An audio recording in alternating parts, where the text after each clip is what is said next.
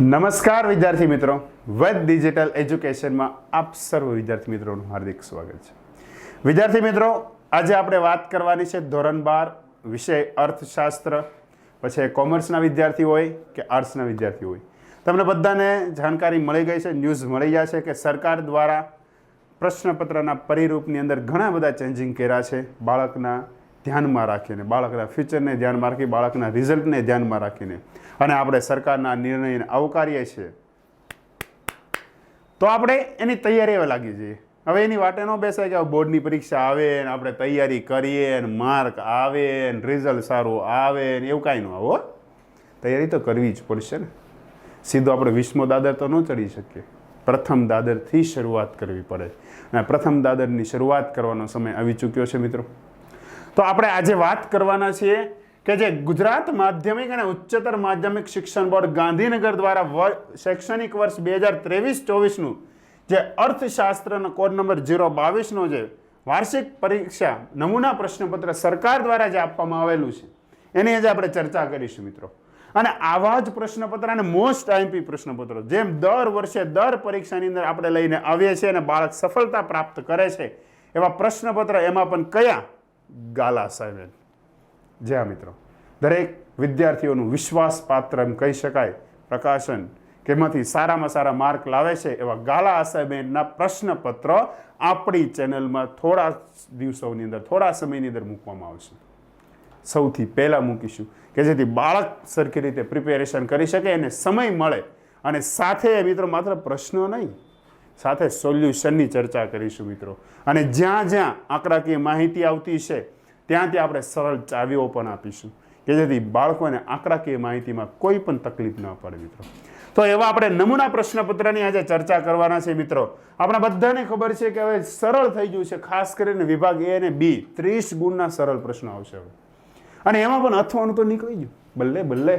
કેમ કે પહેલાં કેવું હતું, અથવાના બદલામાં અથવા એકનો આવડે એના બદલામાં બીજો લખી. હવે તો શું આવશે? કોઈ પણ 5, કોઈ પણ 23, કોઈ પણ 12, આવો કોઈ પણ શબ્દ આવી ગયો, જેથી આપણા માટે સરળ થઈ ગઈ. આપણે અમુક નથી આવડતા, સાઈડમાં જ કરી ગયો, આવડે એ પહેલાં લખો. જોઈએ મિત્રો, વિભાગ એ થી શરૂઆત કરીએ આપણે. વિભાગ એ 20 ગુણનો સવાલ છે, એટલે કે આખો સેક્શન 20 ગુણનો હશે. 1 થી 20 પ્રશ્નો હશે કે યોગ્ય વિકલ્પ પસંદ કરીને લખો. એમાં સૌથી પહેલા વાત કરીએ મિત્રો, આકૃતિ કયા પ્રકારના વિતરણ માટે દોરવામાં આવે છે મિત્રો. આકૃતિ અગાઉ પણ મેં ચર્ચા કરેલી છે, ઘણી વાર કીધેલું છે, હજી પણ કહીશ ને આવનાર સમયમાં કહેતો પણ રહીશ કે જેવી રીતે જીવનની અંદર સુખ અને દુઃખ ન આવે ત્યાં સુધી સાચું જીવન ન કહેવાય, તેમ પ્રશ્નપત્રની અંદર આકૃતિ અને આલેખનો પ્રશ્ન ન હોય ત્યાં સુધી પ્રશ્નપત્ર ન કહેવાય. તેમ તમારા અર્થશાસ્ત્રના પ્રશ્નપત્રમાં આકૃતિ કે આલેખનો પ્રશ્ન તમને જોવા મળશે. તો અહીં આકૃતિના સંદર્ભમાં કીધું કે આકૃતિ કયા પ્રકારના વિતરણ માટે દોરવામાં આવે મિત્રો, તો એનો જવાબ છે સી, એટલે કે સતત માટે દોરવામાં આવે છે. આર્થિક માહિતીની અંગેની ડેટા સીરી કોણ તૈયાર કરે છે મિત્રો? આર્થિક માહિતી અંગેની ડેટા સીરી તો મિત્રો શાળાઓ, સામાન્ય વ્યક્તિ, ખાનગી પ્રકાશકો કે પ્રયોગશાળા, સંશોધન કેન્દ્રો અને સરકાર. તો મિત્રોનો જવાબ છે ડી, પ્રયોગશાળા, સંશોધન કેન્દ્રો અને સરકાર દ્વારા. 3 નંબરનો પ્રશ્ન મિત્રો, માનવ વિકાસ આંકનું મૂલ્ય કેટલું હોય છે? માનવ વિકાસ આંક મિત્રો HDI 2 અંક આવે છે, PQLI, HDI. અહીંયા વાત કરી HDIની મિત્રો. તમને ખાલી એવું પૂછ્યું છે આંકનું મૂલ્ય કેટલું, વધુમાં વધુ, ઓછામાં ઓછું નથી પૂછ્યું. જો ઓછામાં ઓછું હોય અંડાકાર એટલે કે 0, અને વધુમાં વધુ પૂછે તો 1 and only 1. પરંતુ અહીંયા માત્ર આંક પૂછેલો છે, તો એનો જવાબ આવશે 0 થી 1 ની વચ્ચે. ત્યારબાદ ચોથો પ્રશ્ન મિત્રો, વિકાસ એટલે વૃદ્ધિ વત્તા પરિવર્તન આ વિધાન કોણે રજૂ કર્યું? વૃદ્ધિ વત્તા પરિવર્તનની વાત કરી મિત્રો, તો એનો જવાબ છે બી, જેરાલ્ડ મેયર. આ જેરાલ્ડ મેયર દ્વારા વાક્ય આપવામાં આવેલું છે કે વૃદ્ધિ વત્તા પરિવર્તન, વૃદ્ધિ થાય ને સાથે સાથે પરિવર્તન આવે તો એને જ સાચા અર્થની અંદર વિકાસ કહેવામાં આવે છે. ભારત જરૂરી પેટ્રોલિયમ પેદાશના કેટલા ટકા જેટલો પુરવઠો આયાત દ્વારા પ્રાપ્ત કરે? આપણે બધાને ખબર કે ભારતમાં પેટ્રોલિયમ પેદાશનો પુરવઠો નથી મળતો. આપણે ન મળતો હંમેશા બીજા પાસે લઈ જ લઈએ છીએ. આપણી પાસે ન હોય હંમેશા બીજા પાસે લેવાય, અને ભારત સરકાર લે પણ છે. ન લે તો અર્થતંત્રને તકલીફ પડે. તો ભારત કેટલા ટકા લાવતું હશે, આયાત કરતું હશે? તો મિત્રોનો સાચો જવાબ છે સી, 70% આયાત કરે છે. ત્યારબાદ મિત્રો 6થો પ્રશ્ન, રિઝર્વ બેંક ઓફ ઇન્ડિયાની સ્થાપના કયા વર્ષમાં કરવામાં આવી? RBI ક્યારે રચના થઈ એની મિત્રો? તો ખાસ યાદ રાખજો મિત્રો, એની રચના ક્યારે થાય?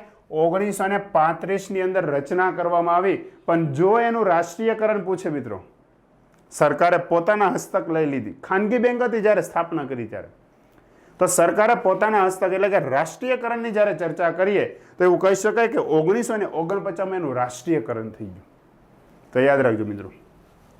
7મો સવાલ, સંસ્કૃત ભાષા પ્રમાણે બેંક શબ્દનો અર્થ શું થાય? સંસ્કૃત મુજબ બેંકનો અર્થ શું થાય મિત્રો? તો બેંકનો અર્થ થશે મૂડીનો જથ્થો. યાદ રાખજો, મૂડીનો જથ્થો થશે સંસ્કૃત ભાષા પ્રમાણે બેંકનો અર્થ. 8મો પ્રશ્ન, વર્ષ 2013માં ભારતમાં સૌથી વધુ ગરીબી કયા રાજ્યમાં જોવા મળી હતી? સૌથી વધુ ગરીબી મિત્રો, સૌથી ઓછી નથી કીધી. ઘણા ઉતાવળમાં શું કરે, સૌથી ઓછી લખી નાખે. સૌથી ઓછી પૂછે પણ આ પૂછી રહી કઈ છે? સૌથી વધુ. એકદમ સિમ્પલ યાર. ઉનાળો હોય છે, ગરમી હોય છે, બધા એમ કે હવે વરસાદ આવે ચોમાસામાં તો નાહવા જઈએ, તેમાં અહીંયા છત્તીસગઢની અંદર સૌથી વધુ. યાદ રાખજો, જવાબ શું આવશે? છત્તીસગઢ. સૌથી વધુ ગરીબી. એને આંકડાકીય માહિતીની વાત કરીએ તો 39.93% છે. એટલે સમથિંગ 40% જેટલી ગરીબી ક્યાં જોવા મળે છે? છત્તીસગઢમાં. ભારતમાં સૌથી વધુ. એને ટૂંકમાં યાદ રાખવું હોય તો રાખી શકાય. 3 નાયા નાયા 3. 3 નાયા નાયા 3. 39.93%. આગળ વાત કરીએ મિત્રો. આ મિત્રો યાદ આવ્યું. હવે ઘણા વિદ્યાર્થીની એવી રિક્વેસ્ટ હતી, ઘણા બધાના ફોન આવ્યા, ઘણા બધાના મેસેજ આવતા હતા કે સર આ તો એક પ્રશ્નપત્ર છે, આવા તમારે બીજા પ્રશ્નપત્ર જોઈએ છે, પ્રેક્ટિસ માટે જોઈએ છે. અમને ઘણા પ્રશ્નો મૂંઝવે છે, અમને યોગ્ય માર્ગદર્શન નથી મળતું. એને બહાર જ્યારે આપણે બીજા પાસે ભણવા જઈએ ત્યાં એનું સોલ્યુશન નથી આવતું. તો મિત્રો તમને જણાવી દો, આપણી ચેનલની અંદર હરેક ચેપ્ટરના હરેક વિષયની વાત કરું છું. માત્ર 11-12 ધોરણ નહીં, આર્ટ્સ કોમર્સ નહીં, પરંતુ દરેક ધોરણના વિડીયો લેક્ચર મૂકવામાં આવેલા છે. કઈ રીતે મેળવવા, કઈ રીતે પ્રશ્નો મેળવવા, કઈ રીતે મટીરિયલ મેળવવું, કઈ રીતે એકમ કસોટીના પ્રશ્નપત્ર મેળવવા, એની ચર્ચા કરીએ મિત્રો. તો વેદ ડિજિટલ એજ્યુકેશન નામ તમે ફોનની અંદર આપણે પ્લે સ્ટોરની અંદર સર્ચ કરજો. માત્ર એક જ નામ, થોડુંક લાંબુ છે, વેદ ડિજિટલ એજ્યુકેશન, પણ એકવાર સર્ચ કરશો ને રિઝલ્ટ સુધરીને આવશે, એ આપણી ગેરંટી. જેવું તમે ઇન્સ્ટોલ કરો એટલે તમારી પાસે એક મોબાઈલ નંબર માગશે. જે તમે ફોન યુઝ કરો છો એ મોબાઈલ નંબર નાખો એટલે તમારા મોબાઈલ નંબરમાં એક OTP આવશે.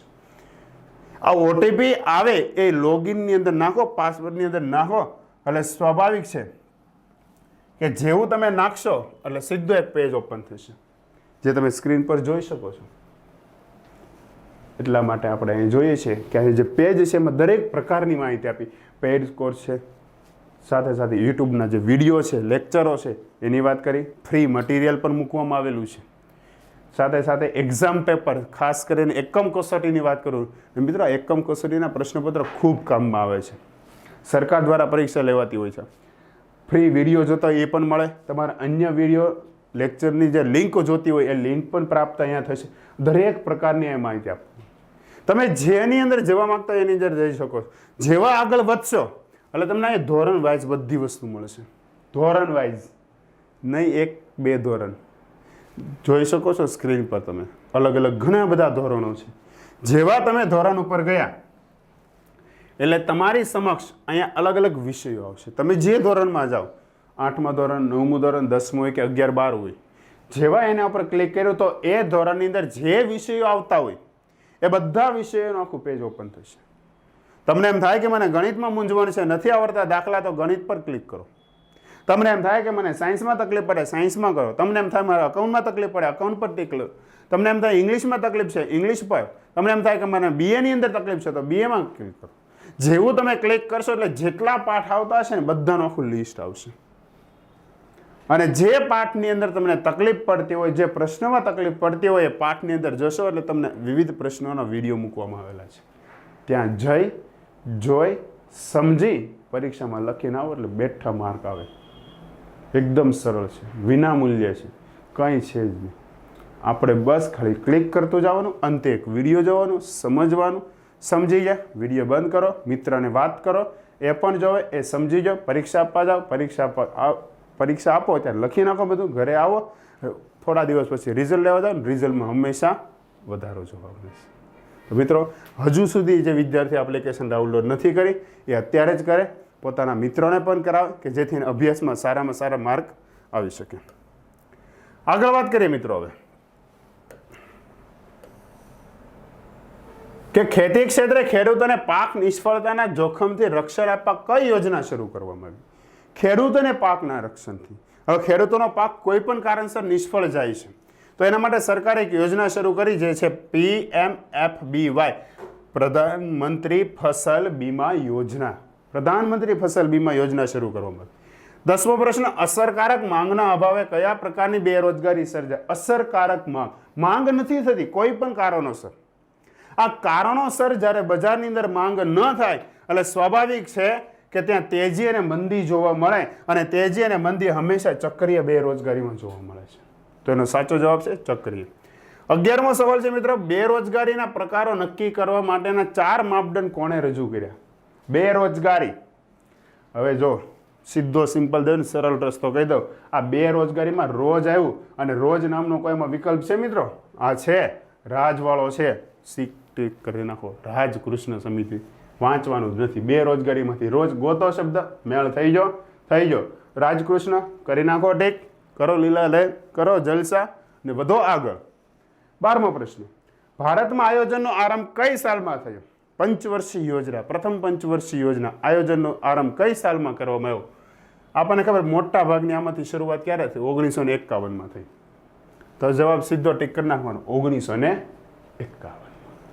આગળ વાત કરીએ મિત્રો 13મો પ્રશ્ન, ભારતમાં નવી વસ્તી નીતિ 2000 માટે સમિતિની રચના કોના વડપણ હેઠળ? વસ્તી નીતિ.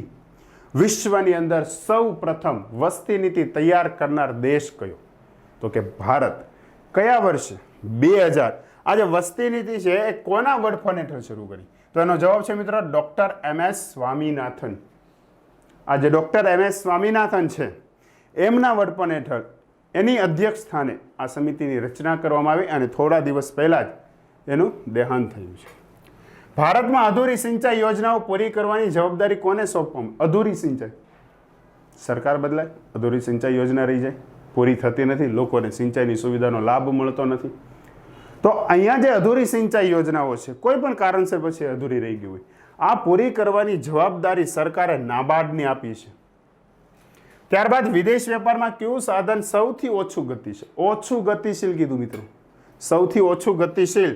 તો મિત્રો એનો જવાબ છે શ્રમ. યાદ રાખજો, સૌથી ઓછું ગતિશીલ શ્રમ છે, કારણ કે પહેલું જ વાક્યની અંદર કીધું છે કે સાંસ્કૃતિક અને સામાજિક કારણોસર, નીતિ વિષયક કારણોસર, આર્થિક કારણોસર ભારતના જે શ્રમિકો છે એ સ્થળાંતર કરી શકતા નથી. લેણદેણની તુલનામાં, એટલે કે સાચો જવાબ છે મિત્રો શ્રમ. પછીનો સવાલ, લેણદેણની તુલનામાં કેટલા ખાતા હોય? ખાતા કેટલા હોય? અકાઉન્ટ ભણે એટલે ખબર જ હોય આપણે, ખાતા આવે છે 2 આવે છે? હા 2 આવે. તો 2 આવે. પ્રકાર પૂછે, ખાતા પૂછે, બાજુ પૂછે, બધું 2 2 2. બકરીની જેમ 2 2 કરવાનું એટલે જવાબ આવી ગયો. અગરબત્તીનો ઉદ્યોગ એ કયા ઉદ્યોગનું ઉદાહરણ? અગરબત્તી. તો એક વિદ્યાર્થી કહેતો હતો, આપણે લેક્ચર લીધો ને ત્યારે, કે સાહેબ મારા ઘરે અગરબત્તી બને. તો એની બાજુવાળો કહેતો મારા ઘરે બને. તો ઘરે ઘરે બને, તો ઘરે ઘરે બને તો આમાંથી કયું ઘરે ઘરે ઉદાહરણ છે? ગૃહ ઉદ્યોગ. તો જવાબ ટીક કરો, ગૃહ ઉદ્યોગ ઘરે ઘરે બને છે એટલે ગૃહ ઉદ્યોગ. જાહેર ક્ષેત્ર એટલું, જાહેર એટલે બધા માટે, અને બધા માટે હોય એ કોણ હોય? તો કીધું કે સરકાર દ્વારા સંચાલિત ક્ષેત્ર, કે જે સરકાર દ્વારા જેનું સંચાલન થાય છે એવા ક્ષેત્રને જાહેર ક્ષેત્ર કહેવાય. ભારતમાં રેલવેની સૌ પ્રથમ શરૂઆત કયા વર્ષમાં કરવામાં આવી? આપણને ખબર, અંગ્રેજોએ શરૂઆત કરી, પોતાના અંગત હેતુસર કરી હતી. મુંબઈથી થાણા વચ્ચે થઈ હતી, 22 માઇલમાં થઈ હતી, 34 કિલોમીટર કહેવાય ને. પણ ક્યારે થઈ બધી માહિતી ખબર, વર્ષ જ ન ખબર હોય. મિત્રની બધી માહિતી હોય આપણે, પણ મિત્રનો જન્મ ક્યારે છે ને એ જ ન ખબર હોય. તો આપણે એ અહીંયા યાદ રાખવાનું, કેમ કે બર્થડે પાર્ટી ઉજવવાની હોય, રખડવા જવાનું, કેક કાપવાની હોય ને. તો અહીંયા રેલવેની શરૂઆત 1853 ની અંદર કરવામાં આવી. યાદ રાખજો મિત્રો, 1853, 16 એપ્રિલ 1853 રોજ. 20મો પ્રશ્ન મિત્રો, ભારતમાં સૌપ્રથમ તેલના ભંડારો ક્યાંથી પ્રાપ્ત થયા? તેલ ક્યાંથી મળ્યું? ઘાસીની ઘાણીએથી, કરિયાણાની દુકાનેથી જ્યાં તેલ મળે છે? ના, એ નથી લખવાનું, તો નથી ખબર. તો આપણને ખબર છે ક્યાંથી મળ્યું. તો યાદ રાખજો મિત્રો, જવાબ આવશે અસમ. સૌ પ્રથમ અસમમાંથી તેલના ભંડારો પ્રાપ્ત થયા. હવે ઘણીવાર આસામ પણ આપેલું હોય, તો બંને એક જ છે, અસમ અને આસામ. વિભાગ બી ની વાત કરીએ મિત્રો, 10 માર્કનો સેક્શન છે, દરેક પ્રશ્નનો 1 માર્ક છે. વૃતાંશ શોધવાનું સૂત્ર કીધું છે મિત્રો. વૃતાંશ કઈ રીતે મળે છે? વૃતાંશ એની અહીંયા વાત કરી છે મિત્રો. વૃતાંશ એટલે કઈ રીતે મળશે, તો આપણે જોઈએ વૃતાંશ કઈ રીતે મળે છે. તો એનું સૂત્ર છે એકદમ સિમ્પલ છે મિત્રો. જે પેટા મૂલ્ય છે એ પેટા મૂલ્યના છેદમાં કુલ મૂલ્ય આવશે, એને ગુણ્યા જ્યારે 360 અંશ કરવામાં આવે ત્યારે આપણને વૃતાંશ મેળવી શકાય. વૃતાંશ ગોતવાનું સૂત્ર કીધું મિત્રો. તો વૃતાંશ મેળવવાનું સૂત્ર પેટા મૂલ્ય છેદમાં કુલ મૂલ્ય ગુણ્યા 360 અંશ. ત્યારબાદ જીવનની ભૌતિક ગુણવત્તાનો આંકની રજૂઆત કોના દ્વારા કરવામાં? PQLIની રજૂઆત કોને કરી?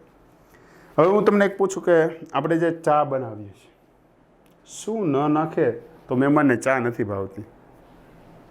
મોસ્ટ ઓફ હા બરોબર, મોરસ, ખાંડ કેવી લાગે? ન હોય તો મોરી.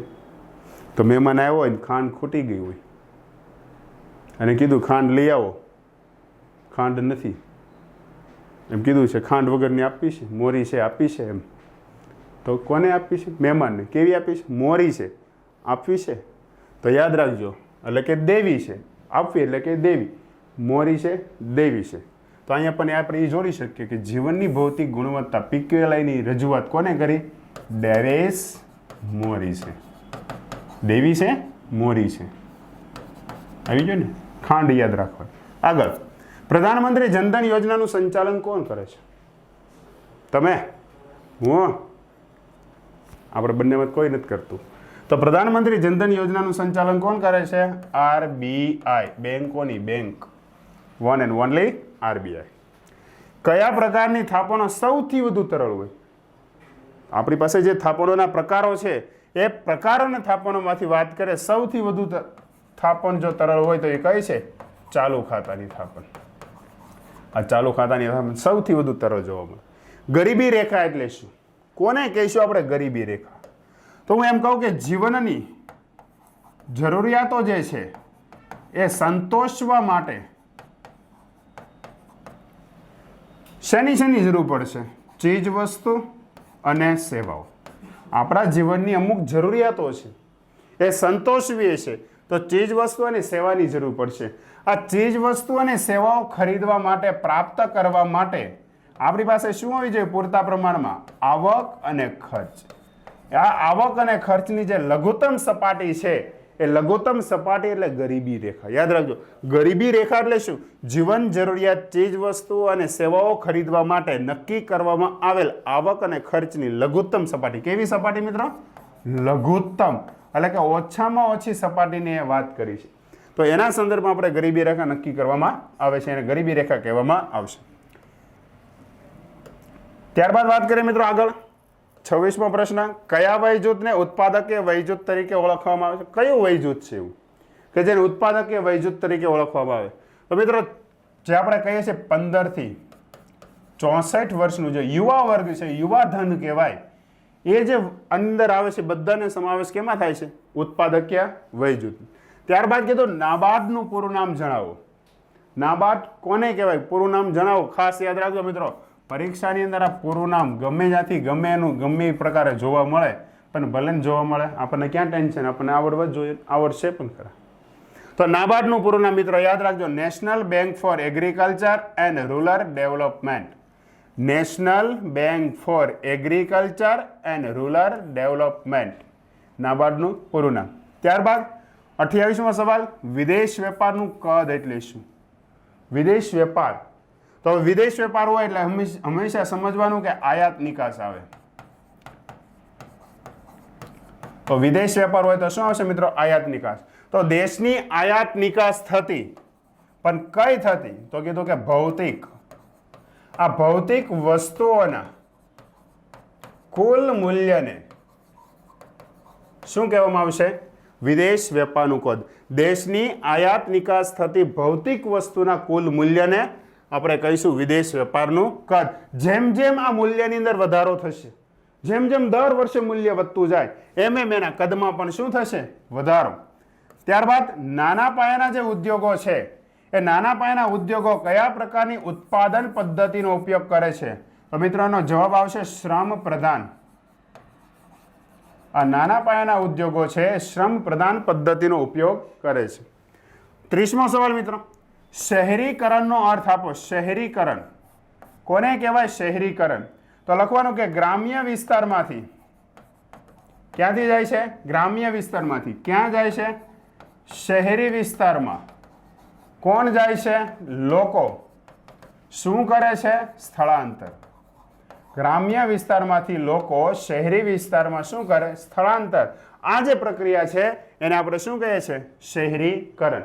તો મિત્રો આપણે વાત કરી વિભાગ બી ના જે એક માર્કના અતિ મહત્વના સવાલ છે, ગુજરાત સરકાર દ્વારા જે નમૂના પ્રશ્નપત્ર આપવામાં આવેલું છે એના સોલ્યુશનની વાત કરી. સાથે મિત્રો તમે જે આપણે વિભાગ સી છે એની અંદર જે પ્રશ્નો આપણને આપેલા છે આના પણ સંપૂર્ણ સોલ્યુશનની પીડીએફ ફાઇલ તમને ત્યાં અત્યારે મળી જ જશે.